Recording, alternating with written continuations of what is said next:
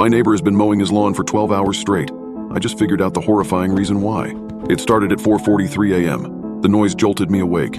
It sounded like there was a giant truck revving its engine right there in our bedroom. Exhaust fumes wafted in through the open window. It was a bad way to start the day.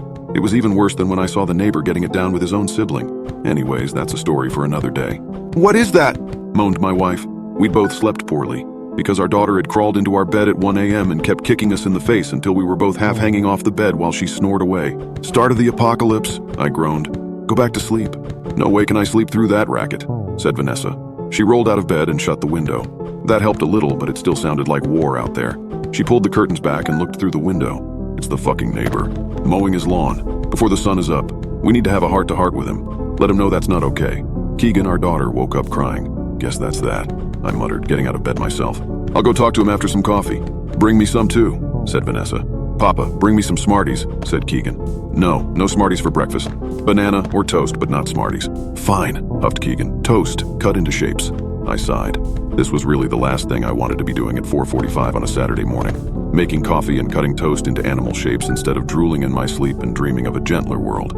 I went into the kitchen and started the coffee and toast and then looked out the living room window. Sure enough, there was Mr. Limsky mowing his damn lawn in his damn bathrobe, no less. That was another thing that I had no desire to do. Get into it with him about this, or really talk to him about anything ever beyond a friendly wave and a howdy neighbor. By the time I was awake enough to form a coherent thought, it was almost 6 o'clock and I had consumed 4 cups of coffee. Mr. Limsky was still at it, which was strange because his yard isn't very big at all. It shouldn't take more than a 40-minute mow job. But here it was, an hour and 15 minutes later, and he was still at it. I got semi-dressed and stumbled outside. I walked across my own yard, which I noted needed mowing itself. Maybe I'll tell him that if he mows my lawn and promises to never start so early again, I'll let it go. But I knew that I wouldn't do that. I was a coward. As I got closer, I observed with some confusion that his lawn was already mowed. He was going over it a second time now. I walked up to our property line, denoted by the contrast between mowed and unmowed grass, and started waving my hands in the air, waiting for Mr. Limsky to notice me. He never did. He just stared straight ahead and kept pushing the mower. "Hey!" I shouted, but it was no good.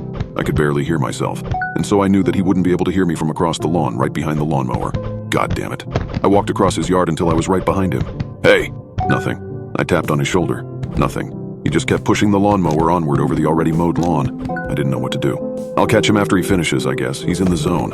I shrugged and was getting ready to turn back to my house when I saw a trickle of what was presumably urine run down his bare leg. Jesus. I went back to my house and opened the door. Vanessa was reading a book to Keegan. She stopped when I came in and looked up. "Well, he couldn't hear me. I'll go over there once he stops. He's got to stop sometime, right? And, well, I'm a little worried about him, honestly. I saw him, wet himself." "Mr. Limsky peed his pants?"